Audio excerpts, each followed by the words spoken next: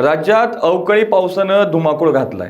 अवकाळी पावसासह गारपीट होत असल्यानं शेती पिकाचं मोठ्या प्रमाणात नुकसान होतंय।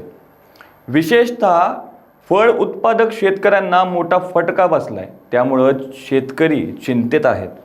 सरकारनं नुकसानग्रस्त शेतकऱ्यांना तातडीनं मदत करावी अशी मागणी केली जाते। दरम्यान अवकाळी पाऊस आणि गारपिटीच्या नुकसानीने तातडीने पंचनामे करून शेतकऱ्यांना मदत करावी असे निर्देश मंत्री पंकजा मुंडे यांनी जिल्हा प्रशासनाला दिलेत। नमस्कार, मी बालय शिंदे, तुम्ही पाहताय लोकाशा टीव्ही। बीड जिल्ह्यात झालेल्या गारपिटीसह झालेल्या अवकाळी पावसाने शेतकऱ्यांचं मोठं नुकसान झालंय।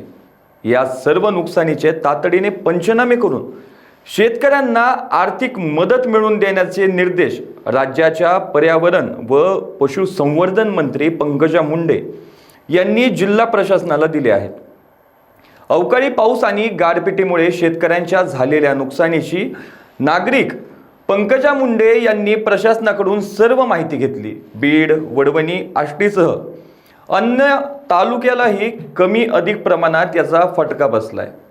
शेतातील उभ्या पिकांचं नुकसान झालंय।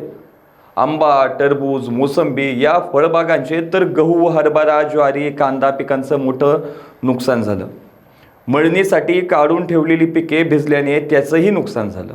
अवकाळीमुळे शेतकऱ्यांवर आलेले संकट पाहता या सर्व नुकसानीचे तातडीने पंचनामे करावेत असे निर्देश देऊन शासनाच्या संबंधित विभागाकडून मदत मिळवून देण्यासाठी प्रयत्न करू असे पंकजा मुंडे यांनी म्हटलंय।